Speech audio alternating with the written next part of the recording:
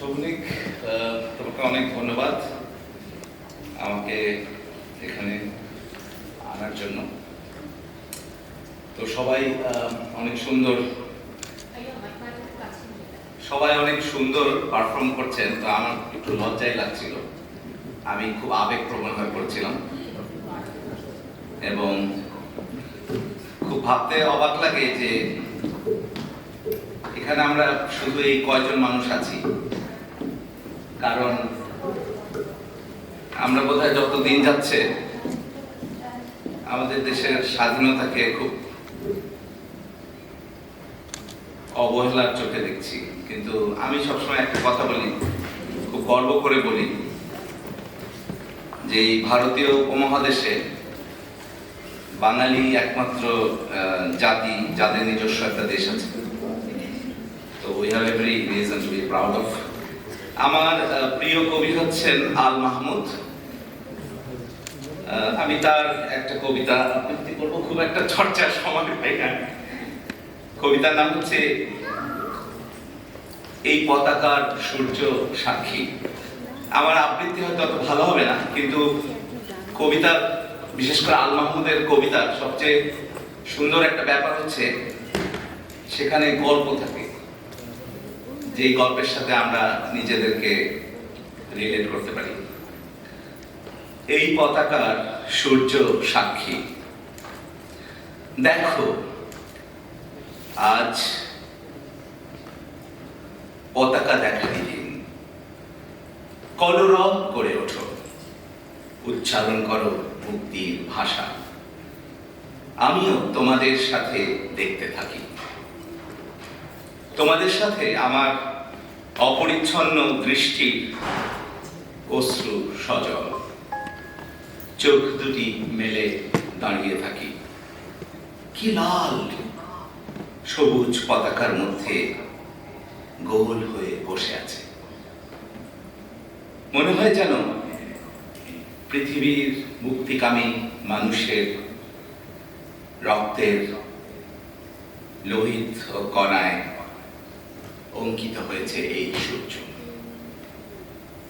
আমার ভেতরে কলরব করে ওঠে কত মুখ, কত আকাঙ্ক্ষার উজ্জ্বল দৃষ্টি, যারা আর ফিরে আসেনি। একজনের কথা মনে পড়ছে, মন্তলা স্টেশনের পাশ দিয়ে বামটিয়া বাজারের দিকে চলে গেছে যে পথ, সেখানে ছিল তার ক্যাম্প। ট্রেনিং নিতে গিয়ে তার কুনুই থেকে রক্ত ঝরে ক্ষত হয়ে গিয়েছিল। ফেরেনি সে। তার মাকে সান্ত্বনা দেওয়ার ভাষা বা শব্দ বাংলা ভাষার অভিধানে ছিল না, কিন্তু তার মার সামনে দাঁড়িয়ে আমি যে ইঙ্গিতে কথা বলেছিলাম, তাতে মহিলা শুধু একবার আকাশের দিকে তাকিয়ে ওই গোল সূর্যের মধ্যে পুত্রকে দেখেছিল অশ্রু সজল চোখে।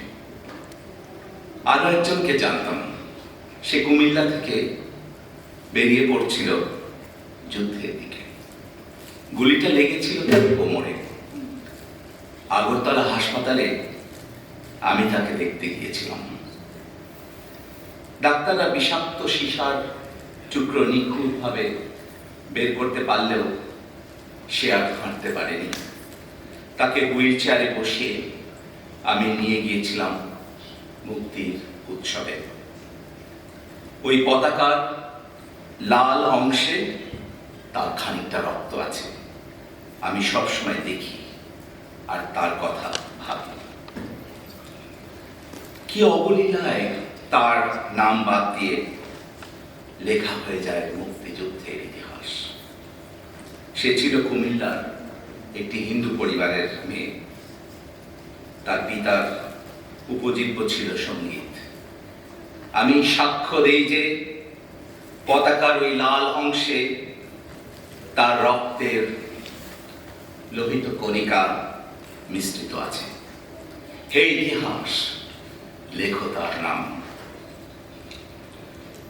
কুষ্টিয়ায় ঝাঁপিয়ে পড়েছিল ছেলেটি। কুষ্টিয়ার কাস্টম কলোনির পাশে সে ঝাঁপিয়ে পড়েছিল শত্রুদের জীবকে উড়িয়ে দিতে।